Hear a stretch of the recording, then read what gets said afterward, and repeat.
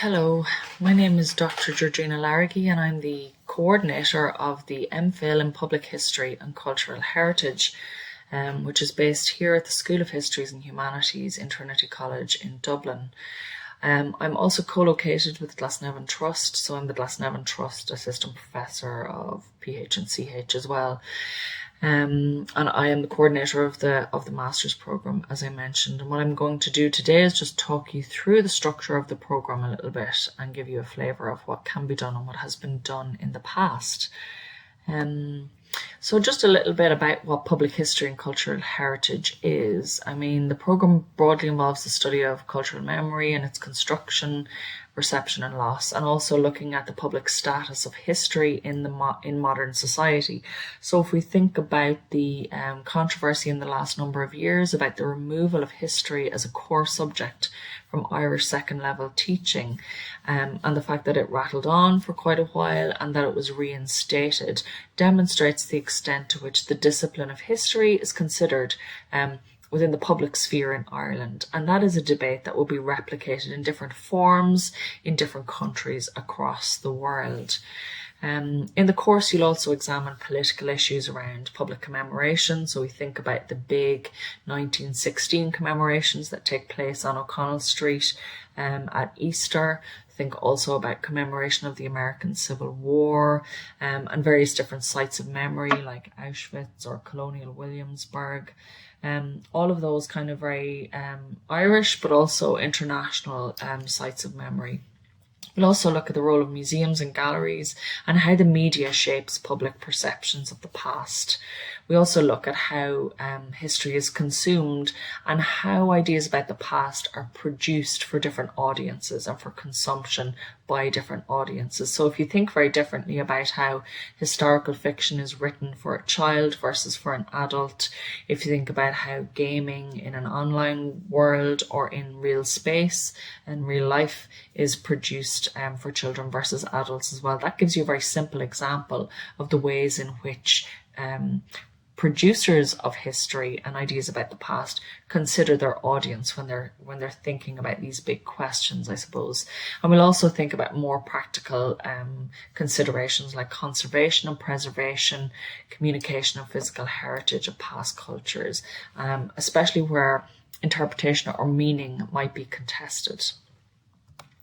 So I'm talking here a little bit about the structure of the course. So there are a number of different required elements which are non-negotiable effectively. And then there are optional modules. So you get to pick from a suite of options that includes in the past but has not been confined to these options. So this is just a flavour of what's available. But I'll go through the required elements first, and that's the core module. So that's the remembering, reminding and forgetting aspect of the course.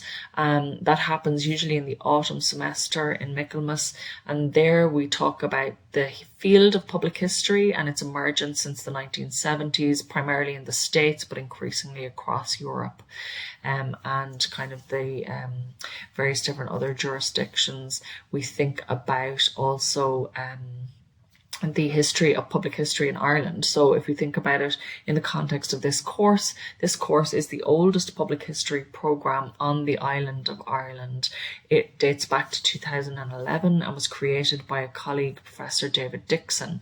And it's been operating now for 10 years. So there's a really good body of knowledge and a really good broad experience of what public history is and how it can be communicated in the academic setting. And in order to give you some practical knowledge and experience, we also have an internship with a number of different institutions, which I'll go into in further detail later. We also have practitioner workshops where professionals from the sector come in and speak to the class. You'll also have a field trip which we go on, and a major piece of research, a dissertation, which is between 12 and 15,000 words, and you produce that on a topic of your choosing in conjunction with what's available within the School of Histories and Humanities in terms of supervision. And that includes the classics department, so archaeology. It includes art history with Centre for Gender and Women's Studies and gender issues. It includes art history and also straight history. So, and there we have expertise from the US, to China, to modern Europe, medieval Europe, and various different other jurisdictions and issues. So you can look to the staff profile page for the school to get a sense of the kinds of research supervision that you might have. But later on, I'll also talk about some of the topics that we have supervised as part of the dissertation section of the course. There are also 3 optional modules then. You do 2 before Christmas and 1 after Christmas. So some of those options in the past have been Saving the Past, Contemporary Issues and Cultural Heritage, which is taught by Professor Christine Morris. And there you learn about things like the introduction of LGBTQI plus issues in the National Museum in Ireland, for example, as well as thinking about the destruction of cultural heritage in war-torn Middle East.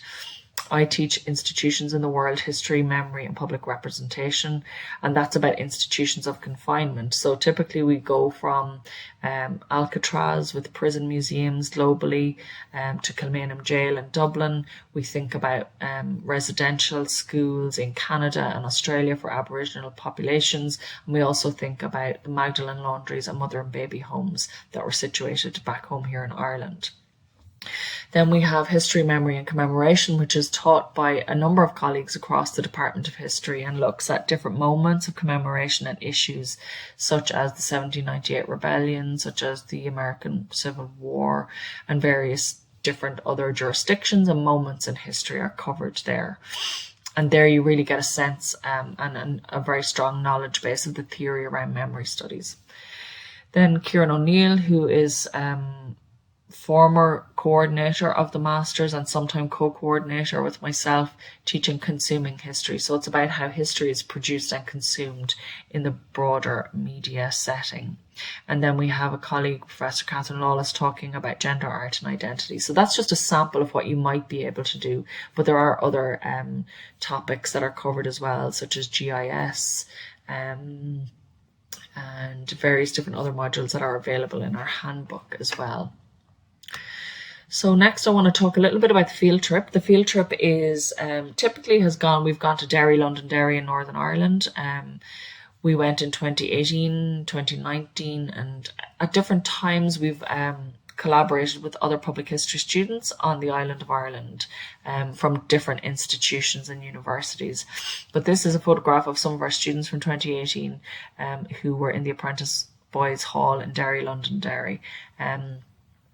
As a site of kind of contested history, Derry is a really interesting case study because of Bloody Sunday, for example, but also the Orange Order. And you have a very contested history in a very confined space, which has led to conflict in the past, but it's now moving towards a more peaceful situation. And then you have the emergence of the global phenomenon that is Derry Girls, for example, and the different ways in which that produces and reproduces ideas about the past. And as one of our former students has said, it's one of the best and most memorable things that she did as part of the programme. So the practitioner workshops then are really interesting as well. After Christmas, we have professionals who work in the heritage sector across Ireland and the UK on occasion come in and speak to the class about their own experiences, their careers, and what they see as the challenges within their specific sphere of operations and activities. So when we had a speaker come from the Medieval Mile Museum in Kilkenny City, for example, she discussed the ethics around the display of human remains, which is a new exhibit that they have down there. Then we had a colleague from Ancestry come in and discuss what is effectively one of the largest genealogical corporations operating across the globe at the moment. We also had somebody from Rare TV, which produces history programming both for the British and Irish markets, but also for the US market, and then various different other institutions and advocacy groups, such as Justice for Magdalens and the Museum of British Colonialism, as well as the Museum of Ireland, the Library and Galleries of Ireland as well. So a wide variety of people come in and actually speak to the group, and they get to ask us, get to ask questions and consider maybe a particular career path that they mightn't have considered before within the sector. Then the dissertations then, which is a sizable chunk of your work. It's we try to leave the second semester freer of face-to-face learning in terms of classroom time, so that you can engage with your internship, which I'll discuss in a minute, but also the dissertation. So we've a wide variety of topics that have been supervised in the last number of years.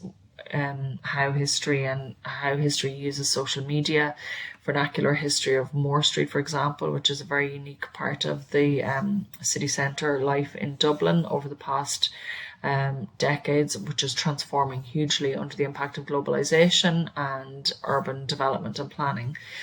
Then we've looked at stuff like remembrance or reverence. Not we, but the students who we've supervised have looked at things like monumental landscape in New Orleans, plus kind of the role of philanthropy in shaping museum collections as well.